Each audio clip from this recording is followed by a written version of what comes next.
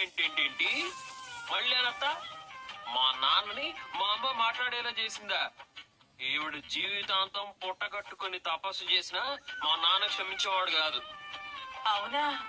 మరి ఎలా క్షమించారా? మా షీలా డార్లింగ్ ని నేను పిలిపిస్తే వచ్చి ఇద్దరితోనూ మాట్లాడి కలిపెళ్ళింది. మరి మీ అమ్మ ఏంట్రా?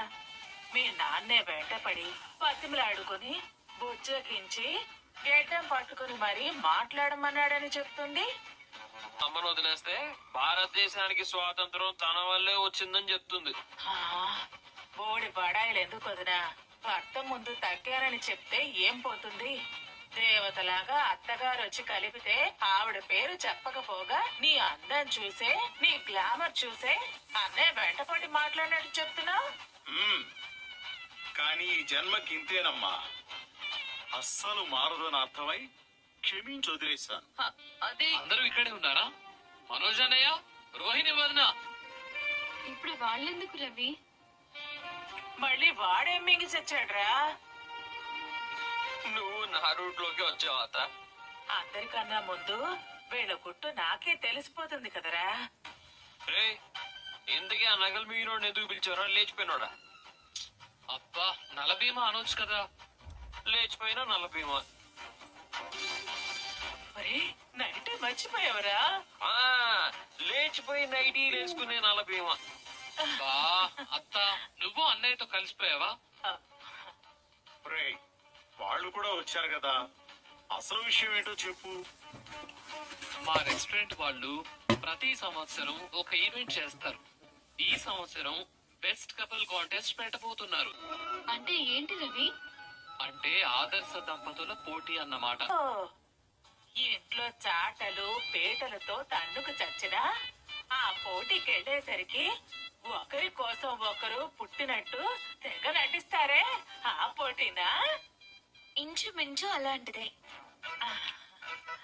మన ఇంట్లో 4 జంటలు ఉన్నాగా, అందుకే ఫార్మ్స్ తీసుకొచ్చాం. అంటే మీ అమ్మ నాన్న కూడా ఈ పోటీలో పాల్గొనొచ్చా? ఊరుకో కామాక్షి, మేము పోటీకి వెళ్ళడం ఏంటి? అవును, తూర్పు పడమర కలిసి పోటీకి వెళ్తాయా? అదేం కాదు, ఆ పోటీలోకి వెళ్తే అందరి ముందు ఆడమన్నట్టల్లా ఆడాలి. వెళ్తే రోహిణి మనోజ్ వెళ్తారు. వాళ్లే ఆదర్శ దంపతులు. రవి శృతి కూడా బెస్ట్ కపులే అత్తయ్యా. వాళ్ళు ఎలాగో వెళ్తారు, వాళ్ళ రెస్టారెంట్ వాళ్లే కదా పోటీ పెట్టేది. మరి బాలు మీనా ఆదర్శ దంపతులు కాదనా నీ ఉద్దేశం? అంటే సర్టిఫికేట్ ఇచ్చేదేంటి అంకుల్? హ్యాపీగా బాలు మీనా కూడా పార్టిసిపేట్ చేయొచ్చు. వద్దు డబ్బుడమ్మా, మేమేంటో మాకు తెలిస్తే చాలు, ఇంకొకరు గుర్తించాల్సిన అవసరం లేదులే. అది కాదు వాడి ప్రాబ్లం. వాళ్ళు అడిగే ప్రశ్నలకు వీళ్ళు జవాబులు చెప్పగలగాలి కదా. ఏమడుగుతారు? ఫర్నిచర్ షాప్ లో నుంచి 4 లక్షలు ఎలా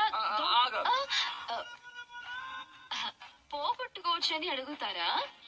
వాళ్ళిచ్చిన 4 లక్షలు మళ్ళీ వాళ్ళకి ఇవ్వడం ఎలాగో చెప్పమంటారా? ఆ 4 లక్షల కోసం ఇంట్లో నగలు ఎలా ఎత్తుకెళ్ళొచ్చని అడుగుతారా? సిగ్గు జరం లేకుండా గుడి ముందు ఏ విధంగా అడుక్కోవచ్చు అని కూడా అడుగుతారా?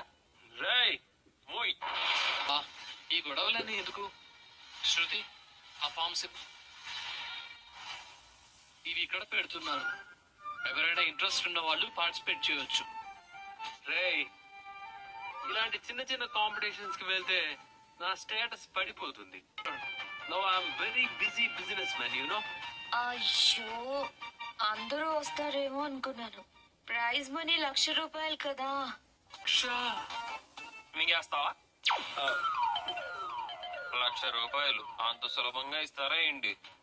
ఎలాంటి పోటీలు పెడతారో ఏంటో, మన వల్ల కాదు గాని పదమీన 1,00,000. ఒరే, అది ఉత్త పేపరేరా, 1,00,000 కాదు మింగి. 1,00,000 రూపాయలు? ఏం వదినా, నువ్వు పెడతావా? లేదానివే, మన వయసు ఏంటి, మనం వెళ్ళి తైతకలాటం ఏంటి? వస్తాను వదినా.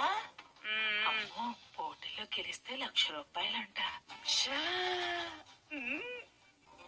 రోహిణి, మనం కూడా ఈ పోటీలో పార్టిసిపేట్ చేద్దాం. అదేంటి? ఇప్పుడే కదా. మన స్టాండర్డ్స్ కి సరిపోదు, మనం వెళ్ళడం ఏంటి అన్నట్టు మాట్లాడావు. ప్రైజ్ మనీ విన్నావు కదా, ₹1,00,000 రోహిణి. ఓ గంట సేపు టైం స్పెండ్ చేస్తూ వచ్చే డబ్బుల్ని వదులుకోవటం ఎందుకు? అక్కడ ఎలాగో మనమే బెస్ట్ కపుల్ గా సెలెక్ట్ అవుతాం. సరదాగా అలా ఆడుతూ పాడుతూ వెళ్ళి డబ్బులు తెచ్చేసుకుందాం, ఏమంటావ్? నువ్వు చెప్పేది బానే ఉంది, కానీ ఖచ్చితంగా ఆ డబ్బులు మనకే వస్తాయని గ్యారెంటీ ఏంటి? ఎవరితో మాట్లాడుతున్నావో తెలిసే మాట్లాడుతున్నావా? మనోజ్ ఇక్కడ 4 డిగ్రీలు చేశాను. పెద్ద పెద్ద కాంపిటీషన్స్ నే అవలీలగా దాటుకుని వచ్చిన వాడిని.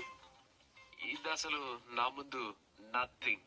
వచ్చిన పక్కన జస్ట్ అలా నిలబడు, నువ్వు ఆశ్చర్యపోయేలా అక్కడ ఒక మ్యాజిక్ జరుగుతుంది.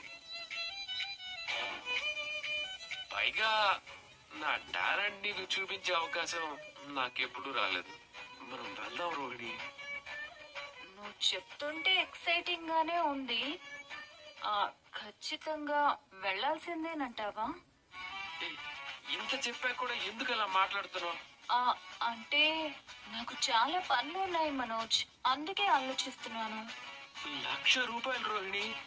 లక్ష్మీదేవి ఇన్వైట్ చేస్తున్నప్పుడు మనం నెగ్లెక్ట్ చేయకూడదు.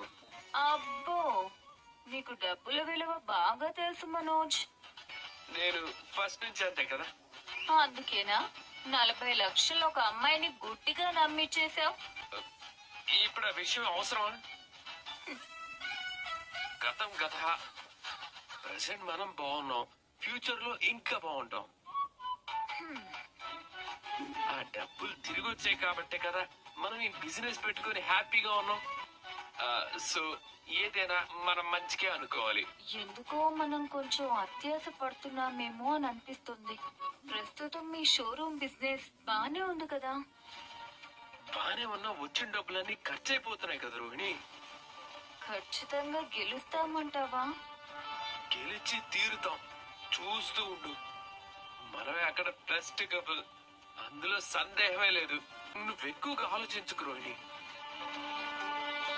అక్కడ పెట్టే గేమ్స్ అన్ని చాలా సింపుల్ గా ఉంటాయి. నీకు జనరల్ నాలెడ్జ్ ఎక్కువ కదా.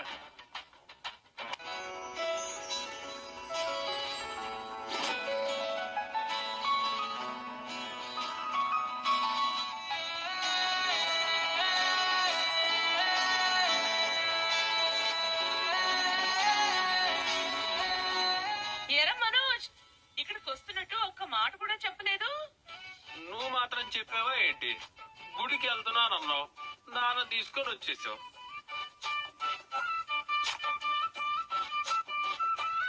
ఆహా, లక్షావతి వచ్చేసిందన్నమాట. లక్షాధికారులే కాదండి, లక్షల మింగిన మీ అన్నయ్య గారు కూడా వచ్చారు.